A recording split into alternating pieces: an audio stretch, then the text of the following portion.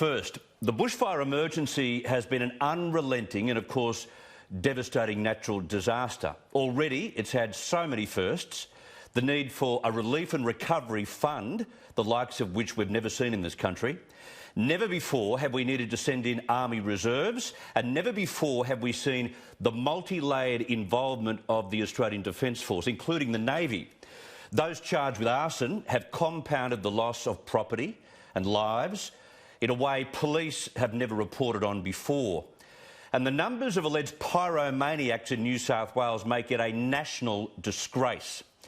And yes, temperatures have broken 80-year-old records in some areas. And maybe climate change has worsened and lengthened this disaster. By how much? Not even the scientists can agree.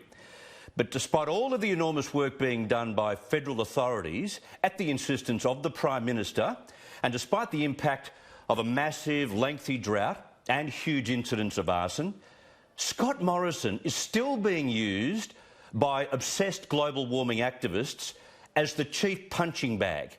He is to blame. Right now, we have protests underway in no less than 7 cities Australia-wide.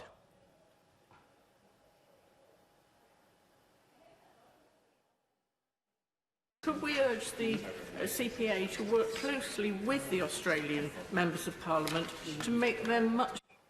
Yeah, they're talking about sacking Scott Morrison in these protests that are occurring around Australia. What are we sacking him for? Taking a 5-day break, really?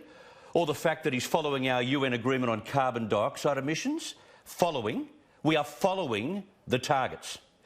Even Conservative MPs, as you saw then in Britain, continued to lecture Australia's Conservative PM. It's OK for Britain.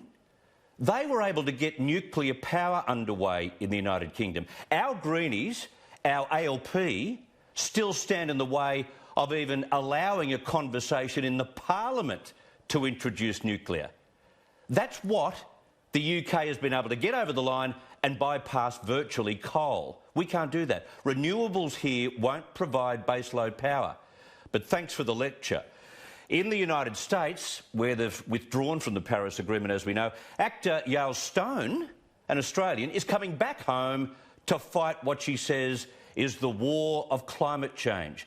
Can someone please tell her and all her ilk that if we stopped all man-made carbon emissions tomorrow, we could not change the temperature of the planet? It is a fact. The ABC too has been doing its very best to pin ScoMo's climate change philosophies and policy to the current bushfire season. I don't know how that works. Louise Yaxley told millions of Americans listening to their international radio network NPR today that the PM is guilty of a shocking act. He walked into the Parliament with a lump of coal 3 years ago, and that is something that was quite shocking at the time. Quite shocking? What was quite shocking was the fact that the ALP were coalophobes. And if you want to be a coalophobe, that's fine, but we will live in the dark. And back home, still on the ABC, another journalist was right into him as well. You've been visiting firegrounds over the last week and a half. Also, you have been received warmly by some, but also, Prime Minister, we've all seen the pictures of fire victims and the firefighter refusing to shake your hand, pictures of you being heckled by fire victims, and yesterday you forgetting that 2 people had died on Kangaroo Island. It hasn't been your finest week, has it? Has Roland been following the ADF role in relief efforts? Or the massive government money trail that came out of Canberra this week, or even the establishment of a recovery agency? It is surely the Prime Minister's best week. And of course, the feral aggro and incomprehensible criticism coming from rabid global warming activists has been unprecedented. That is for sure. One Queensland Greens MP, Jonathan Shree, had the temerity today to attack Andrew Forrest because he only donated a so-called miserable $70 million to the bushfires. What an unthankful, jealous cretin that bloke is. And the activists bashing up the PM and others are such absolutists. It's no coal or no deal. We need to go renewables straight away. They don't get it. Media type Yumi Steins had these lovely words for the Prime Minister: "Go F yourself, Scott Morrison." Really?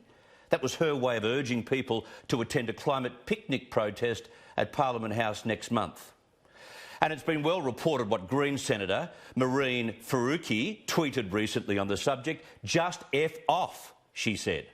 And Laura Tingle too, from the ABC, didn't take kindly to someone opposing her view and said, go F yourself. Great stuff, isn't it? This is where the level of debate has fallen to in this country. One very weird social media activist called the Lucy Bloom has even been warning people against donating to the Salvation Army because she says their mission is apparently to convert everyone to Christianity. No, it's not. And you are one twisted sister.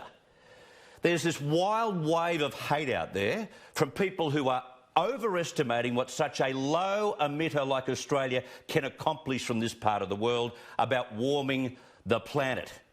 It is an ugly pattern, bereft of science and certainly bereft of manners. But the more the narrative is repeated, the more it becomes fact in the eyes of the ill-informed. And that then becomes a serious consideration for the next federal election.